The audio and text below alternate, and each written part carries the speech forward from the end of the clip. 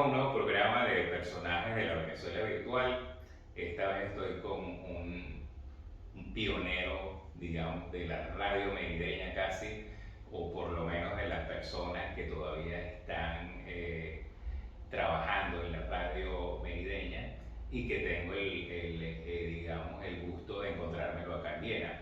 ¿Cómo estás, Néstor Trujillo? Jorge, un gran abrazo, muy bien, muy contento de estar por estas tierras, disfrutando plenamente de todas las cosas hermosas que lamentablemente se nos ha negado en nuestro país, pero aquí nos sentimos pues como pez en el agua, por decirlo de alguna manera. Mira, bueno, estamos hablando que tienes 50 años haciendo Carrusel de la Fama. Siempre se llamó Carrusel de la Fama. Sí, el programa nació en junio del año 1972 con ese nombre y con un corte de tipo revista, donde hay pues una integración de todos los elementos que conforman, digamos, como nosotros conocíamos, una revista, un periódico. Hay secciones de toda naturaleza.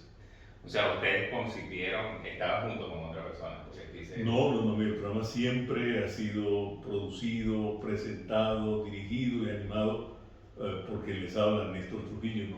No he tenido coproductores ni nada que se refiere. Es una idea que nace de, vamos a decirlo, de la ilusión de hacer radiodifusión que después en el tiempo se convirtió en muchas otras cosas que las podemos conversar. Pero, o sea, en el momento en que tú comenzaste, ya tenías claro el concepto este completo, pues digamos, el periódico hablado. Bueno, sí, porque ya yo tenía un año trabajando en radio como locutor. Tenía un espacio que se transmitía de 1 a 2 de la tarde y que consistía en la presentación de música latinoamericana y mundial en aquel entonces por esas regiones de Venezuela, de Sudamérica, e imperaban artistas como Steve Wonder, Dionne Warwick, los Bee Gees, etcétera, etcétera, y ese era el tipo de música que en aquella juventud nosotros presentábamos, y me di cuenta que era lo que era aceptable para el tipo de público que consumía en una ciudad que apenas lamería los 100.000 habitantes y que solamente tendría para la época 2 emisoras transmitiendo en AM. Mira, y bueno, por supuesto, es obvio que tienes una voz extraordinaria. ¿Qué te hizo ir a la radio? ¿La voz? ¿O fue algo así como que voy a ir por la parte, digamos, del interés periodístico, de reportero, no sé, que quieres en cierta forma resaltar lo que está aconteciendo? Bueno, yo siempre he pensado que en mí influyó en primera instancia que en los años 57, 58, cuando comencé a tener uso de razón, mi padre, que era un juez, pues le gustaba estar siempre bien informado, y todos los días a las 6 de la mañana, no entiendo tampoco las razones, se sintonizaban emisoras de la capital de la República. Entre esas se entrevistaba, se sintonizaba Radio Rumbo, que en aquel entonces era la emisora de Venezuela, y a mí me encantaba pues la forma como aquellos narradores, si mal no recuerdo, Aquilino, José Mata, etcétera, etcétera, pues decían, transmitían las noticias para todo el país. Después se compraba entonces 2 periódicos en mi ciudad, que era el diario La Esfera, que después desapareció, y el diario El Nacional, que todavía, entre comillas, está en el aire, no en físico. El gobierno en su actuar le ha prohibido, pues, de alguna manera la señal, y ha tratado incluso de que en las redes no esté presente, pero no lo ha logrado. Eso fue pues, determinante. Por decir muchas cosas, al frente de mi casa llegó a vivir un locutor que era estrella para la época, tendrá 2 años de muerto, se llamó Omar Dávila Araque, que posteriormente asistía a los programas de Pito Pito, eran los programas infantiles que se transmitían, de manera que mi relación con la radio siempre fue... O sea, tuviste una relación, digamos, como usuario, como observador del fenómeno radio en tu casa. Diríamos que yo hoy en día pienso que pues, las personas amanecen con el celular viendo las noticias en los teléfonos inteligentes, en esa época pues también las personas querían saber qué pasa y la radio era algo así como lo más popular, pues lo que llegaba a muchos lugares donde no llegaba a lo mejor hasta el periódico. Yo recuerdo hasta una presentación que se hacía del noticiero, decía Noti Rumbo, el periódico impreso en la radio. Así era Excelente, la verdad que es así, ¿no? O sea, hoy en día yo, por ejemplo, prendo el televisor o la radio cuando hay un evento que está sucediendo en el instante y que me interesa saber prácticamente en vivo. O sea, esa es una de las grandes ventajas de la radiodifusión, la inmediatez.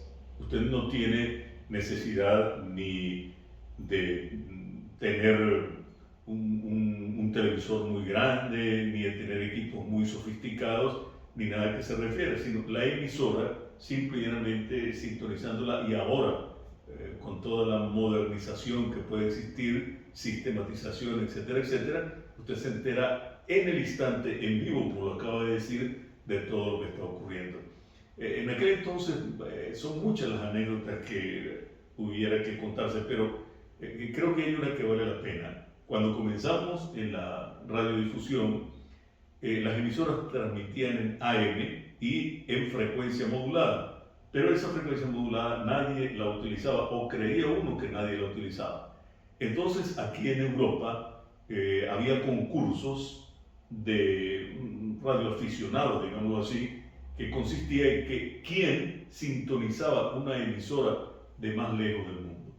Entonces llegaban a la emisora, por ejemplo, cartas procedentes de Alemania, procedentes de Inglaterra, pidiendo certificación de que tal día, por decir 27 de junio del año 1969-70, a la 1 de la tarde se presentó tal comercial, y la dirección de la radio, eso tardaba, no sé, 2 meses en llegar a la comunicación, y la radio lo certificaba y lo mandaban, y posteriormente mandaban una fotografía del certificado del premio que había obtenido la persona o el grupo de personas que lo había solicitado. Eran cosas muy simpáticas. Bueno, tiene también que ver con la forma como se propaga la onda, ¿no? Sí. Que usa la atmósfera de alguna forma para subir y bajar y entonces, claro, puede viajar distancias desde Mérida hasta Europa, ¿no? Bueno, ya eso lo conoce usted mejor, Jorge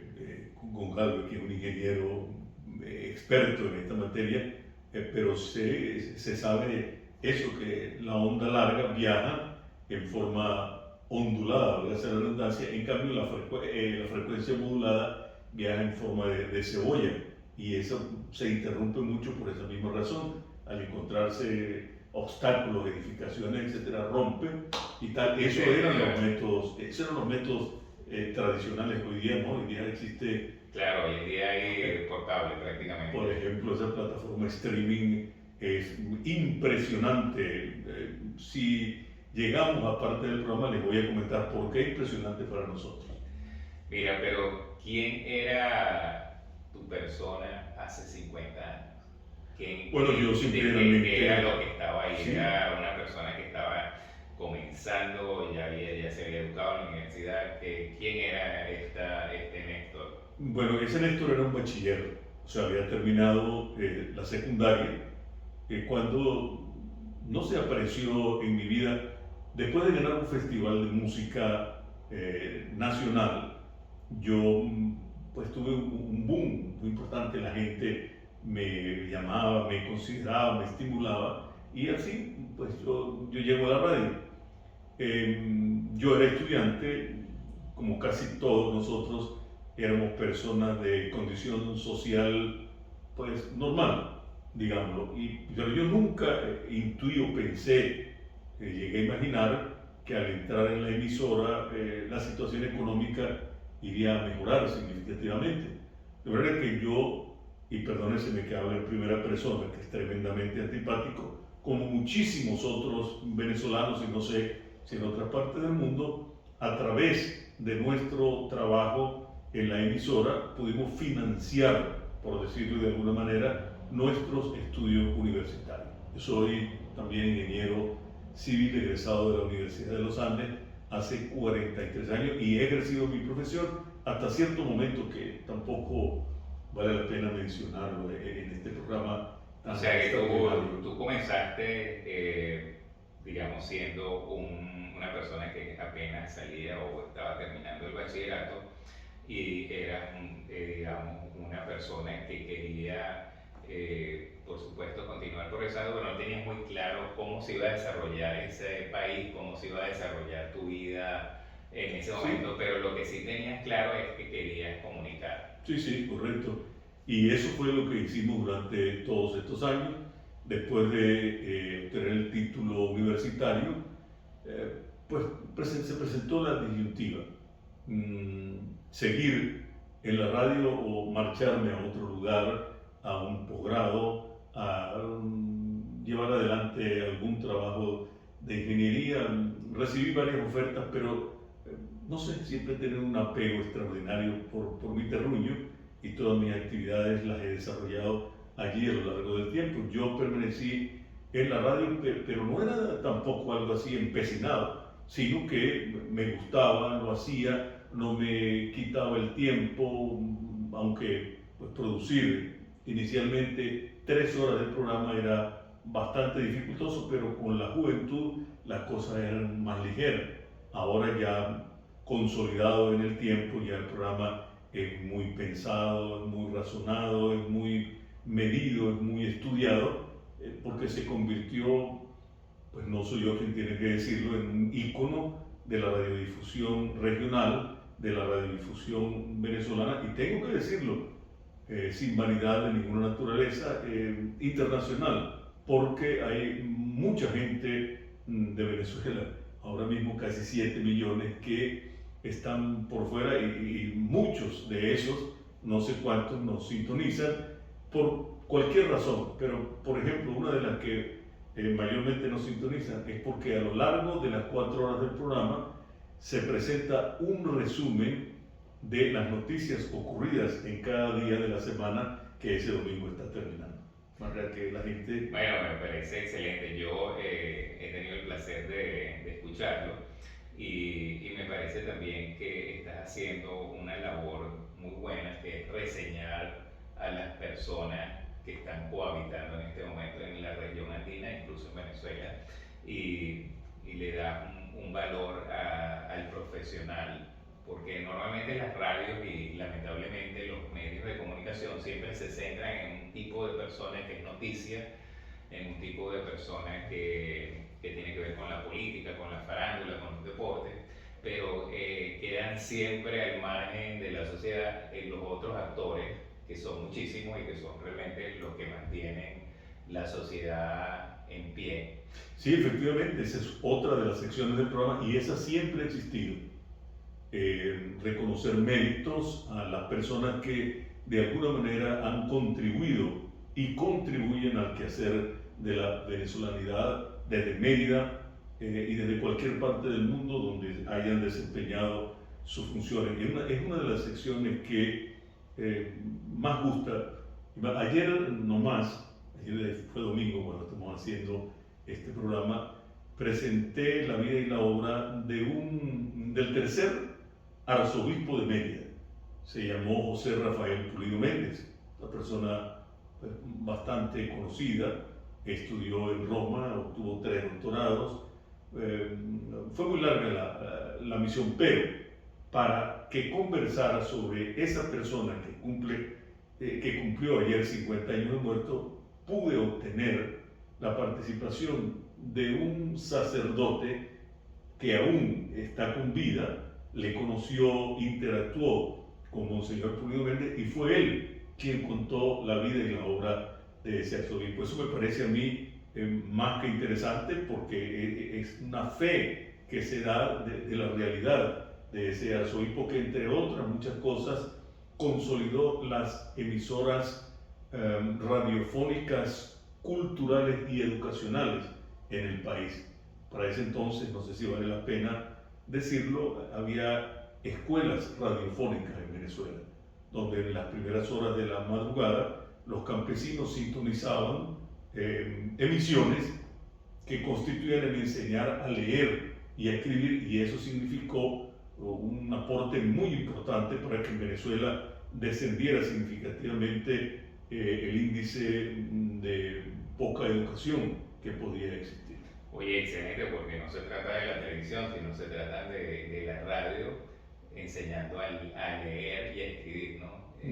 Es bastante interesante cómo lograr que mentalmente la persona pues sepa cómo hacer un trazo, ¿no? Sí, además de evitar o disminuir el índice de analfabetismo, también esos mismos sistemas de radio enseñaban a cultivar, enseñaban las labores del campo, a ordeñar el tratamiento que deberían tener los animales durante su desarrollo. Eran emisoras muy interesantes y cumplían fundamentalmente uno de los roles que tiene la radiodifusión: entretener, enseñar e informar. Son los tres parámetros fundamentales de la emisora.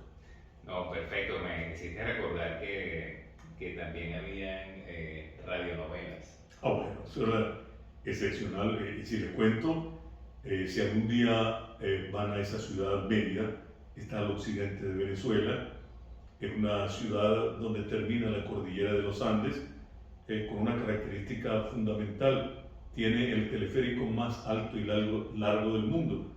Usted sube desde 1641 metros sobre el nivel del mar que está la ciudad hasta 4765 metros, a escasos 400 de el Pico Bolívar, que es la cumbre más alta de Venezuela, donde hubo nieve permanente.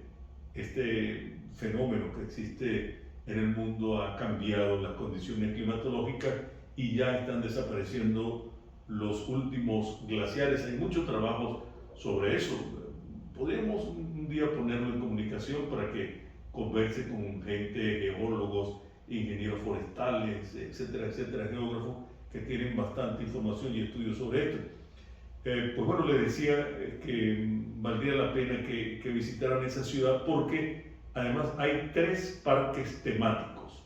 Uno de ellos se llama la Venezuela de antier, y en esa Venezuela existe una emisora en la cual usted puede participar en la grabación de una radionovela a través de una emisora. O sea, servir de actor. Sí, correcto. Cuando usted la está haciendo, alguien se la está grabando, y si usted quiere posteriormente la compra y se la lleva. Cómo son los protagonistas, de qué manera hablaban, cómo se producen los ruidos. Por ejemplo, cuando está lloviendo y hay truenos, se menea una lata de zinc muy duro, como semejando el ruido que produce la lluvia. Se produce a través de papel celofán, que lo colocan al lado del micrófono, como un caballo relincha, y todo esto. Eso es algo muy significativo y muy importante, que ha sido rescatado por un hombre que yo he dado en llamar el Walt Disney que Dios le regaló a Venezuela, que se llama Alexis Montilla, y la Venezuela de antier. Es fenomenal, de verdad, que si algún día lo van, pues pregunten por esto, porque no, bueno, hay que hacerlo, hay que ir a Mérida. Importante, sí. Mira, bueno, tú medio mencionaste algo ahí del streaming y eso. Bueno, yo me imagino que ustedes ya están siempre pensando, a medida que van llegando las nuevas tecnologías, a medida que se siente que los sistemas van cambiando, a medida que uno ve que la modernidad es algo que nunca nos deja en paz, que siempre nos está moviendo el piso. ¿Ustedes sienten la presión de cambiar de plataforma o de extenderse? Claro que sí, Jorge, y quien haya oído hablar de Mérida alguna vez en la vida, pues Mérida es una ciudad que tiene la segunda universidad en importancia del país, ¿verdad? Que a través de ella se realizan permanentemente investigaciones, estudios, se pone en práctica algunos proyectos muy avanzados. Por ejemplo, voy a decir uno que tal vez pueda causar hilaridad entre quienes sigan esta transmisión. La Universidad de los Andes, hace unos 25 años, por decirlo menos, desarrolló un cohete para ir al espacio. Eso nadie quizás lo puede imaginar. Eso fue posible durante la Venezuela que vivimos hasta hace 22, 23 años, donde se invertía en la investigación, en la educación. La actual vicerrectora académica de la Universidad de los Andes, la doctora Patricia Witter, descendiente hebrea, pues realizó esos estudios y ese cohete está allá en la universidad inutilizado y sus estudios y sus proyectos y todo porque no hubo manera de desarrollarlo. Pero bueno, en fin, todas las investigaciones que se hacen en el mundo lo hace la Universidad de los Andes, que tiene contacto permanente y directo con distintas universidades del mundo para enviar a sus profesores a preparación, a educarse e impartir la enseñanza en nuestra universidad. De manera que allí estamos al tanto de tanta tecnología existente y por eso no dudamos nunca en recurrir a los técnicos de nuestra universidad y a los técnicos que puedan existir para estar actualizados en las plataformas que se puedan utilizar a fin de proyectar nuestra señal, en este caso particular, Éxitos 100.9 se puede sintonizar así, éxitosmerida.com en minúscula, y allí puede escuchar la emisora todo el día, toda la noche, cuando quiera. Era lo que les decía al principio de la conversación. Pues para nosotros ha sido fenomenal, extraordinario. Yo tengo por aquí unos 3 meses en Europa y no he dejado de transmitir nunca el programa y menos he dejado de dirigirlo. Desde aquí, de donde estoy, produzco los sonidos, los envío por cualquiera de los sistemas, WhatsApp, etcétera, etcétera. Allí hacen alguna edición si hubiera necesario. Yo grabo un sonido y ahora, amables oyentes, van a escuchar ustedes al doctor Jorge Goncalves, quien desde Viena nos va a hacer la presentación de este programa que hoy estamos transmitiendo, referido a la radiodifusión, la televisión y los medios en Venezuela desde los años 70 hasta la actualidad. Y pueden ustedes enseguida escuchar la voz de Jorge Goncalves o de quien usted quiera. Ayer mismo yo tuve oportunidad de presentar un momento también en el programa al cardenal de Venezuela, que se encuentra actualmente aquí en Roma. Fue aquí en Roma porque es muy cerca, en esta nominación o designación de 20 nuevos cardenales y reuniones muy importantes que hay hoy en día, que todo el mundo está a la expectativa de lo que pudiera ocurrir por la salud del Santo Padre, que al parecer no es muy bueno. Bueno, pues nos estamos enterando por esta vida. Mira, bueno, me parece fabuloso hablar de 50 años realmente, porque, o sea, yo pienso que, por supuesto, ahorita ya es algo que ya es un hecho, pero no siempre es fácil que algo tenga continuidad. Sí. O sea, no es algo que uno diga, voy a tener la salud, voy a tener el tiempo, el sistema donde lo hago va a continuar, en las radios donde lo hago va a continuar. Entonces, digamos, una vez que uno dice, bueno, pues sí fue posible 50 años, es algo así como que un gran logro. ¿Qué se siente cuando uno dice, wow, 50 años? Yo creo que sin proponerlo, además. Decía mi hijo Germán David en una comunicación que hizo para el día que celebramos los 50 años, que ese día se transmitió también por televisión, incluso en streaming, porque la emisora por donde se transmite pertenece a un circuito de Venezuela que se llama el Circuito Éxitos Unión Radio, y ahí está incluida la televisora andina de Mérida, y ese día los directores y gerentes acordaron que con motivo de los 50 años del programa especial que se transmitió fuera también en señal internacional. Y decía él para el programa que en mi casa nunca hubo fiestas ni salidas nocturnas importantes los sábados por la noche, que es una canción bonita, creo que es Elton John que la presenta, ¿no? Porque pues no podíamos trasnochar, no debíamos trasnochar, y yo como cabeza de familia, que era quien hacía el programa, para estar en perfectas condiciones, porque el programa inicialmente se transmitió entre 8 y 12 del mediodía.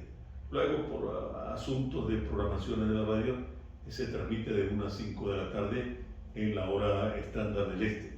Aquí son las 7 de la tarde, en este momento, las 6 de la tarde en este momento cuando comienza. De manera que esos son pequeños sacrificios que sí se hicieron, pero sin uno darse cuenta, porque pues, no tiene un significado mayor. Se iba a una reunión social, pero a las 11, 12 de la noche ya se estaba en casa recogido porque había que estar en la emisora a las 6:30, 7 de la mañana, ultimando los detalles de la programación. No ha sido de verdad ni traumático ni problemático de ninguna naturaleza, por aquello de que lo que se hace con satisfacción, con gusto, no es trabajo, y también porque a lo largo de 50 años usted va desarrollando mecanismos, técnicas como poder hacer 4 horas de programa pensando en que se pueda mantener la audiencia. Tiene que ser una variedad y tiene que tener los elementos necesarios para poder llenar todos esos espacios. Elementos que no pueden ser repetitivos, que no pueden ser en idiomas técnicos, sino que ser en idiomas coloquiales perfectamente, porque uno no sabe a qué tipo de público está llegando en un momento determinado. Pero claro, es un sacrificio, lo veo también desde el punto de vista de los que te acompañaron en tu vida, bueno, que tenían también que entrar en ese canal de los acontecimientos, pues acompañar. Eso hasta cierta edad Acompañar de los muchachos, ¿no? Ya después que pasan los muchachos de 18. Y digo que me siento realizado porque yo alguna vez sigo pensando que todos los que obtuvimos, y en nuestro caso particular, cuando era otra Venezuela, insisto en decir otra Venezuela, nuestra formación era gratuita. No sé si lo recuerdas. Claro, y de muy buena calidad. Correcto, no teníamos que pagar absolutamente nada, y si demostraba incluso que no tenía recursos para la comida o para la salud, en la misma universidad le asignaba alguna beca o alguna forma de alimentarse en la misma. Entonces uno debería en agradecimiento aportar algo al desarrollo del país, de la ciudad en que se creó. Yo siempre he tenido como idea, y lo comento rápido, alguna vez conversando con algún familiar egresado de una universidad norteamericana en pavimentos, es una persona muy exitosa, el ingeniero Augusto Hugo Burguera. Él es solicitado por todos los gobiernos latinoamericanos para el diseño de pavimentos, y comprobación me decía que los Estados Unidos se han desarrollado es porque cada año allí se presentan, por decir cualquier cosa, no es un número, pero por decir 50.000 tesis, y que si el 1% de esas 50.000 tesis son desarrollables, pues es la razón por la cual ese país prospera tanto en materia de investigación, etcétera, etcétera. Mira, cuando hablaste, yo siempre digo que las ideas viajan. O sea, las ideas no las realiza siempre el que tiene la idea o los que tienen la idea, pero hay como una matriz de opinión en la cual esas ideas van viajando en esa matriz, se desarrollan, se van pasando de un punto a otro punto, y llega un momento en que pueden llegar a tener éxito las ideas. Entonces lo principal es esto, poder hablar, si alguien tiene la posibilidad, sea iluminado de alguna forma, tiene una idea, pues comunicarla, hablarla. No son siempre proyectos de estos de construcción, pueden ser matrices de opinión, pueden ser un proyecto país que nosotros todos tenemos, Claro. Una ilusión de lo que debería ser un futuro para nuestro país. Y no necesariamente se lo tienes que decir al gobernante o se lo tienes que decir a algún político, sino las ideas viajan. En periodismo eso se resume en una frase muy pequeña: no importa quién lo dijo, se dijo. Y se formó la materia de opinión, que estamos haciendo referencia. Hay que decirlo. Sí, bueno, y es importante, por eso yo insisto en este tipo de conversación, de que las personas que normalmente no conversan en público, conversen en público. Sí. Porque de todos tenemos algo que recordar, todos tenemos expectativas y todos tenemos algo que quizás sí contribuya a formar la gran idea que es la sociedad. Entonces, en la interacción de las personas y en este momento que quizás la tecnología nos ayuda para distribuir un poco más una conversación, pues estamos generando varias conversaciones, a lo mejor en base a esto de escuchar lo maravilloso que es poder sentarse en una mesa y decir, tengo una labor de 50 años, que haya otra gente que diga, yo también, yo he sido 50 años tal cosa, yo he sido 50 años, cuáles son las experiencias, porque uno también tiene, hay momentos en la vida en que uno tiene quizás que decir, sí, son 50 años, cómo han sido las etapas, o sea, como que recapitular de tal forma de que uno pues se sienta satisfecho e incluso, ¿por qué no?, mejorar.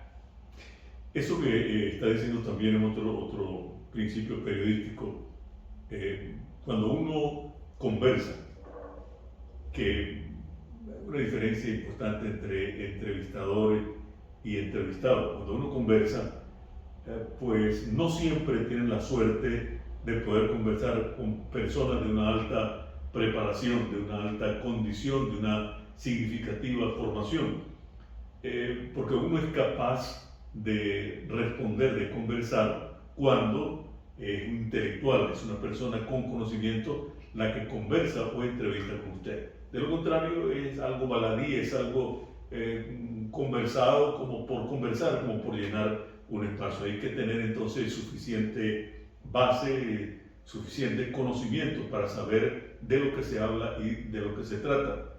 Y también hay otro principio filosófico que se estudia en comunicación social: de lo que sé, hablo; de lo que no sé, no debo hablar, por múltiples razones, pero fundamentalmente porque yo no sé quién está allí escuchando esta conversación y en un momento determinado pueda decir y pueda cambiar el diálogo. Esa persona lo que está hablando son tonterías, no tiene conocimiento de la realidad de lo que está planteando. Hoy en día todo es posible, así que yo estoy porque hagamos un balance.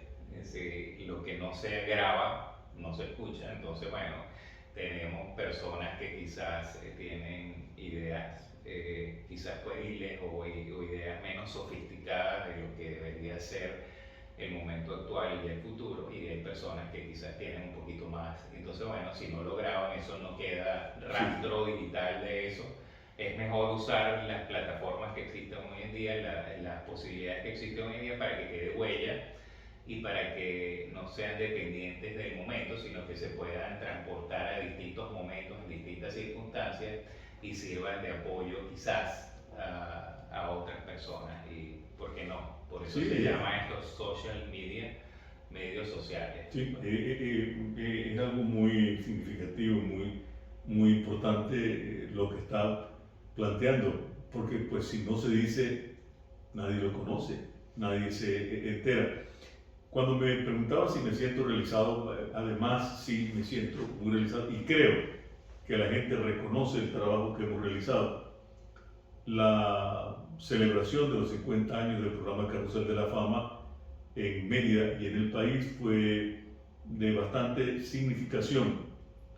Entre otros organismos, en la ciudad hay uno que vamos a decir lo que es élite, se llama la Academia de Mérida. En esta academia concluye lo más granado, lo más docto de nuestra universidad y el país. Ahí se reúnen semanalmente para conversar sobre distintos tópicos e invitan personalidades a dictar charlas, conferencias, clases magistrales sobre tal o cual problema. Y tengo la satisfacción de que todos esos grandes doctores, voy a decir algo que no viene al caso, pero es importante decirlo, eso lo dirige ahora mismo un cuñado suyo, Sí, Luis Luis José Sandia, Sandia, sí. es el presidente de ese organismo, pues ellos han tenido la consideración de hacer una sesión para el programa Carrusel de la Fama. Y eso, pues, créanme lo que eso sí lo digo con legítimo orgullo, con legítima satisfacción, con vanidad, y perdónenme, porque esto no se hace ni para un programa de radio ni para cualquier ciudadano común como el que le está hablando en este momento. El día 23 de noviembre, eso también va a ser transmitido para el mundo.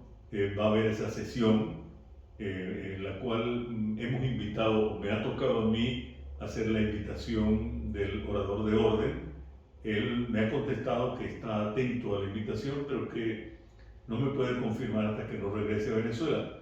Creo que el hombre más universal que tenemos los venezolanos en este momento es el cardenal, su excelencia reverendísima, Monseñor Baltasar Enrique Porras Cardoso, quien ha estado por más de 40 años en Mérida, como coadjutor, como auxiliar, como arzobispo, como cardenal, y ahora sigue siendo arzobispo, y conoce pues el desarrollo integral de todo el Estado, por supuesto del país, pero conoce incluso el desarrollo que han tenido los medios de comunicación social, y sería lo importante de destacar en este discurso de orden, porque cuando él llegó a Mérida, lo dije anteriormente, solo había 2 emisoras en Mérida. Una se llamaba Radio Universidad, que no tiene que ver nada con la Universidad de los Andes, una empresa privada, y Radio Los Andes, otra empresa privada.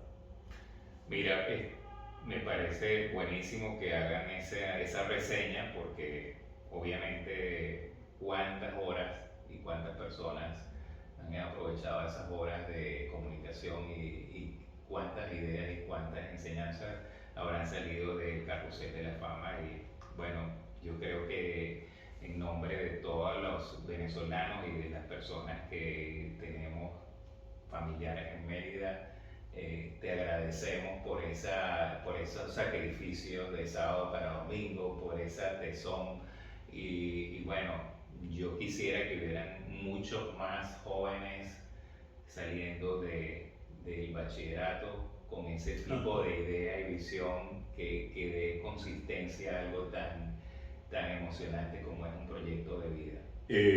Pues Jorge, lamentablemente eso no es posible, porque es muy competido el medio, y en nuestra ciudad particularmente, en el país, eso se utiliza, vamos a llamarlo como un trampolín. Usted de alguna manera genera algunos recursos para ayudarse a consolidar una profesión universitaria, y después, chao contigo, porque, le digo, la competencia es muy grande, y si no da el gran salto, no va a la capital de la República, pues no llega a ningún lado, se queda como lo que nosotros somos, un proyecto local que ha tenido alguna trascendencia, pero producto del desarrollo de la tecnología. Y porque pues existe mucha transculturización en esto, ya no hay, vamos a llamarlo de alguna manera, la sinceridad. Es muy fácil colocarse detrás del micrófono y engolar la voz. Le voy a hacer un ejemplo práctico. Amables oyentes, pues sean ustedes bienvenidos a su extraordinario programa que va a ser transmitido esta tarde mediante este canal, en el cual ustedes nos podrán escuchar a nivel internacional. Ese timbre de voz, esa forma de ser, usted no la puede sostener con sinceridad, y eso ya constituye una premonición a un fracaso, porque entre otras cosas, cuando usted converse con otra persona, se va a dar cuenta que su identidad no es esa, y si usted no es capaz de transmitir su identidad, entiendo que puede estar condenado al fracaso, amén de que usted sea un cómico, de que usted sea otro tipo de persona que puede adaptarse, por ejemplo, a una de las labores que los locutores se dedican a hacer: el doblaje de telenovelas, de películas, de cosas, porque desarrollan condiciones vocales para adaptarse a cualquier timbre de voz. Pero esto es muy ocasional, esto no es definitivo. Pues los muchachos tampoco, hoy en día, llamamos muchachos a los que se están preparando, no se preparan para trabajar en radio, no se cultivan. Esto es un trabajo que pareciera muy trivial, pareciera muy fácil, y efectivamente, eso es lo que se puede pensar. En la radio actual, en la radio antigua, pues los directores y productores de radio prefieren tener un locutor callado, porque la actividad se ha vuelto eminentemente comercial y porque en nuestro país es un riesgo extraordinario emitir opinión a través de la radiodifusión. Entonces los directores de radio prefieren tener un locutor que diga, ahora son las 7:30 de la mañana, van a escuchar de inmediato a Juan Vicente Torrealba y el tema Concierto en la Llanura. Sale el tema Concierto en la Llanura, dice son las 7:38 de la mañana, continuando con nuestra programación. Ahora les presentamos a Olga Teresa Machado, Por los Caminos de Venezuela, una bonita canción. Y de allí... Claro, eso digamos son rellenos. Esa era Y el título, constituye. Y ojalá que digamos que no todo sea relleno, que haya en otros programas como el Carrusel de la Fama, pero yo sí creo en el futuro, en el sentido de que siempre nos puede sorprender. Ahorita hay mucho y mucha gente que son estos influencers que están en los medios sociales y eso luego se va a decantar y van a quedar los verdaderos influencers, porque obviamente que no todo el mundo es influencer solamente por decir yo soy influencer, sí. Pero el tiempo siempre sirve de filtro, y ahí están ustedes 50 años, o sea, muchos seguramente también comenzaron hace 50, hace 40, hace 30, y se van quedando las personas que pasan el filtro del tiempo. Eso es tan cierto como que yo consigo, voy a decir otra cosa, sin ninguna vanidad, y yo consigo un número bastante importante, significativo de periodistas, colegas periodistas y de locutores que me dicen, Néstor, yo soy periodista, yo soy locutor por su influencia, porque desde pequeño en mi casa se ha escuchado el programa Carrusel de la Fama. Mi abuelo, mi papá, mi mamá y mis hijos escuchan Carrusel de la Fama. Es una tradición y eso me sirvió a mí pues para enfocarme por esa profesión. Eso le causa a uno mucha satisfacción también y de alguna manera lo estimula para que con esta edad uno siga adelante intentando mantener el espacio que de alguna manera lo logra porque está en el aire luego de haber cumplido 50 años en el mes de julio y ahora ya estamos finalizando agosto y vamos a continuar hasta que Dios nos dé salud, nos dé intelecto para poder seguir investigando y llegando a las personas precisas que tengan un conocimiento para emitirlo, verterlo a nuestra colectividad. Mira, bueno, agradecido realmente porque estando en Viena, pues me hayas dado esta oportunidad. No quería dejar pasar el año, digamos, aniversario para tenerte dentro del grupo de los personajes de la Venezuela virtual. Y bueno, para mí, por supuesto, es un placer que se haya podido dar y te deseo que haya muchos años más de productivos en ese tipo de actividad que llevas con tanto tesón, que tus nietos que tienen ya algunos uso de razón, que se den cuenta por dónde van los tiros y que en algún momento alguno también haga una de estas actividades tan loables y tan necesarias para las comunidades y la sociedad. Entonces, bueno, mucha salud, sí, mucho éxito.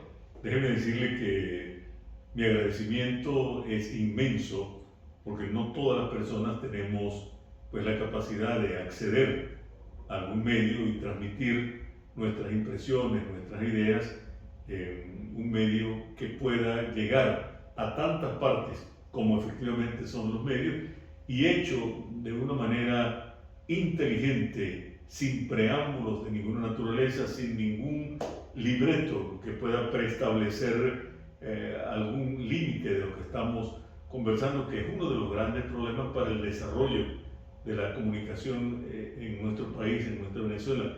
En este momento hay censura por parte del gobierno nacional, y si no la hay por parte del gobierno nacional, hay autocensura, porque todo el mundo conoce lo que puede ocurrir cuando emita una opinión contraria a los intereses de quienes ahora están administrando un país donde el problema, voy a dar mi análisis. Yo soy periodista, soy egresado de la Universidad Cecilio Acosta en el país. Mi número es 8940 y estoy autorizado para hacerlo.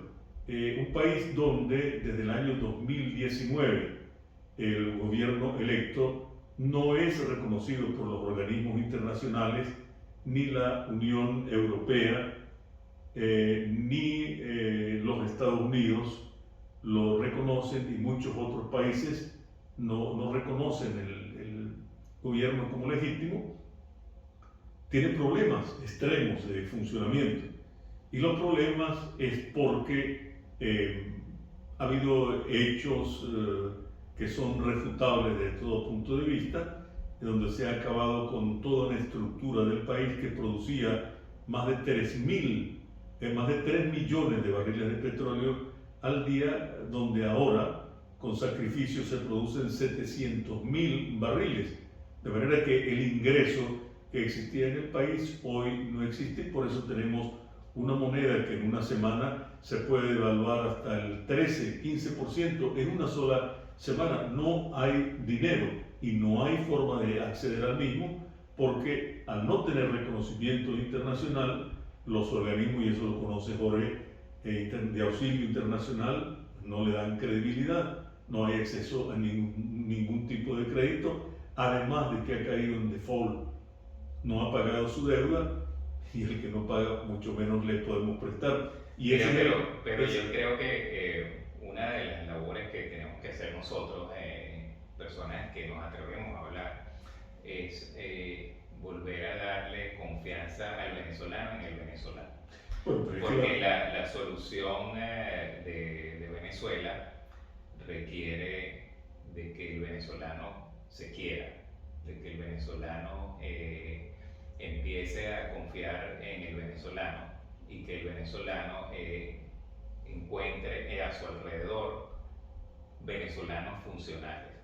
Porque ha habido como pienso yo en los últimos años, desde el 2019 para acá quizás aún más, como una especie de desilusión de nosotros con nosotros mismos, hasta el punto de que pensamos que la solución quizás venga de otras fuentes, de que es mejor irse para estar con otros en el extranjero y hacer la vida en otro sitio.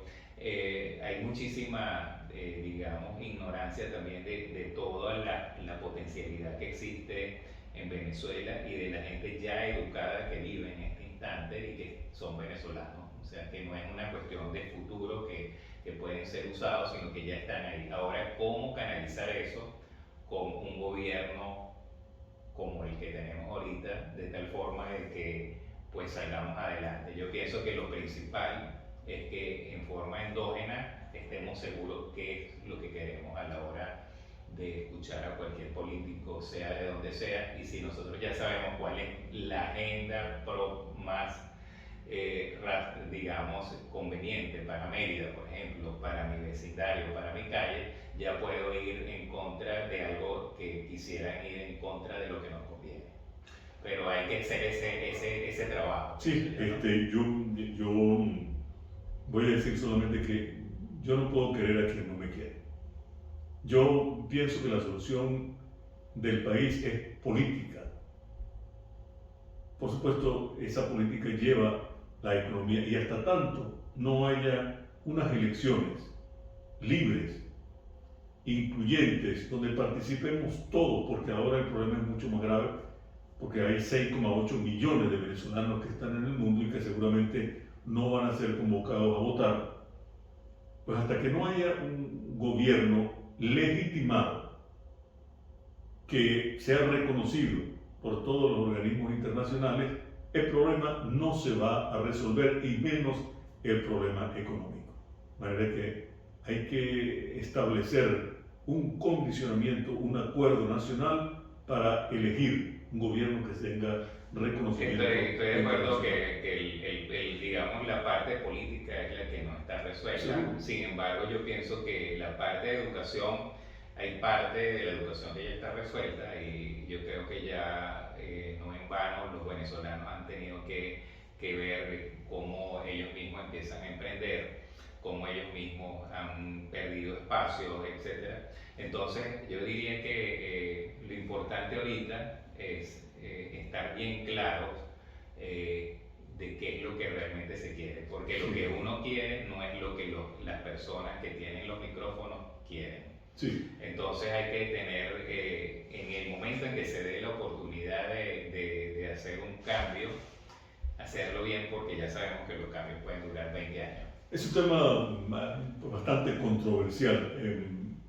Este sistema de gobierno que tenemos ha procurado que la formación que podamos obtener los venezolanos del futuro esté limitada y condicionada a su proyecto político, a un socialismo del siglo XXI trasnochado totalmente, que no nos ha conducido ni nos va a conducir a nada bueno, y es la razón por la cual personas con 5º grado de instrucción que están ganando $30 mensuales deciden venirse a cualquier parte del mundo donde de alguna manera son reconocidos. Otros más, pues ganando $15-20 de salario mínimo, tendrán que buscar otra forma de irse, de marcharse y hacer cualquier tipo de actividad para resolver la vida. De manera que mientras el problema político no se desarrolle, mientras no se trate de alguna manera de constringir la libertad de expresión, la libertad de pensamiento, la libertad de educación, la gente no va a querer al país, porque no se le quiere a su gente, y no se le quiere porque no se le brindan condiciones óptimas de mejorar su calidad de vida. Usted no podría vivir en un país productor de petróleo donde la electricidad se le va 3 veces, 4 veces al día. Usted no podría vivir en un país donde para poner gasolina, que antes costaba 0,1 centavo de dólar el litro, hoy día vale $1 el litro. Y además, 50 centavos de dólar el litro, porque el gobierno y que la subsidia. Pero es que de 1 céntimo a 50 céntimos es algo muy significativo. Pero es que además, si usted tiene los 50 céntimos para pagar el litro de gasolina, tiene que hacer, yo no sé cómo dicen aquí, una cola, que puede durar 1 día, 2 días o 3 días, con el riesgo de cuando le toque colocar, le diga un cono que le ponen, se acabó la gasolina. De manera que es muy controversial, es muy difícil la situación del país, pero creo que es muy aproximada la matriz de opinión de que el problema es político. Hasta que no se resuelva el problema político, existe un presidente paralelo. Sí, bueno, el problema es muy complejo, y yo espero que antes que cumpla 100 años el carrusel de la fama se resuelva. Pero bueno, te agradezco en el alma, y bueno, muchas gracias. Un placer. Mucho éxito en el futuro también. Gracias, y esperamos ver, aunque sea parte de la película Venezuela juntos. Ok, seguro que sí. Gracias. Muy amable.